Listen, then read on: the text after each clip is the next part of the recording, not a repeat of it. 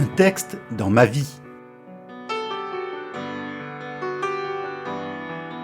Un texte dans ma vie.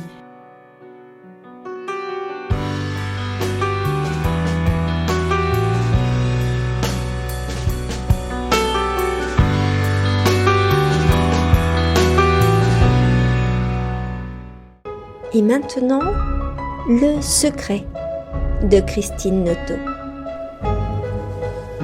Le secret. Je voulais enfin le connaître et le reconnaître. Je décidai alors de revenir dans ce village isolé d'où j'avais été obligée de partir depuis ma plus tendre enfance. Maintenant adulte, il me fallait savoir. C'était une évidence. Trouver mes racines. Ils ont été surpris en me voyant arriver. C'est sûr, ils ne m'attendaient pas. Je m'installai alors dans un hôtel, sur leur territoire, prête à rester le temps de trouver. La plupart d'entre eux me dévisagèrent en me voyant, et je n'eus droit qu'à de rares bonjours, dits du bout des lèvres. D'autres, plus rares, osèrent échanger quelques mots, mais dans le seul but évident d'obtenir la raison de ma présence. Étais-je là pour retrouver un lieu ? Étais-je là pour découvrir quelqu'un ? Mes propres sentiments entraient en opposition. Alors qu'enfin j'avais eu cette force de revenir et qu'un certain plaisir émanait d'être en ce lieu, je ressentais déjà cette hostilité, l'hostilité de ceux qui m'entouraient, ceux qui m'avaient connu, mais qui ne m'ont pas reconnu. Les 2 semaines suivantes furent éprouvantes.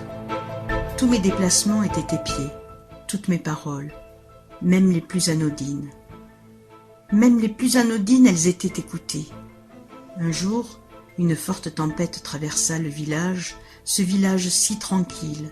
Les arbres arrachés, l'électricité coupée, les habitations abîmées. Tous les villageois se prêtaient main forte, mais tous refusaient mon aide.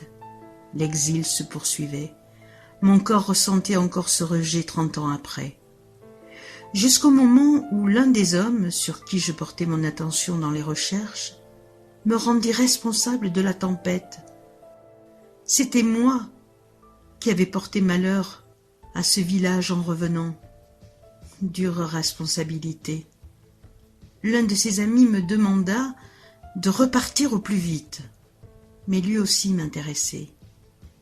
Lui aussi avait l'âge d'être mon père. J'avais le sentiment de déranger, de déstabiliser, de rouvrir des livres refermés depuis longtemps. Mes questions ne trouvaient que de minces réponses, et ces réponses comprenaient toujours un reproche. Elle était morte jeune, avec le chagrin qu'il lui avait causé. La maison avait brûlé pour effacer les traces de ce passé douteux dans lequel j'étais présent. La tension régnait et ne faisait que croître. C'était sûr, je ne trouverais rien, je ne saurais rien. Je devais repartir.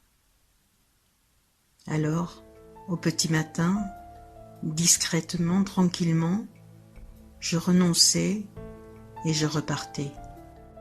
C'est alors qu'il est apparu dans cette ruelle où mon hôtel se situait, marchant discrètement.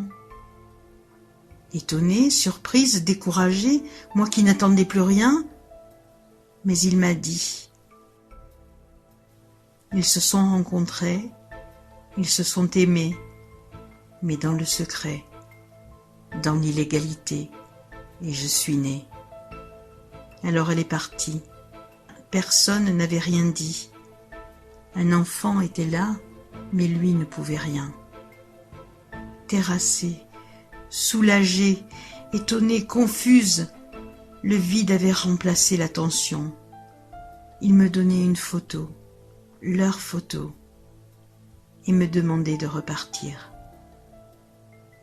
Ce que je fis, mais maintenant, je savais.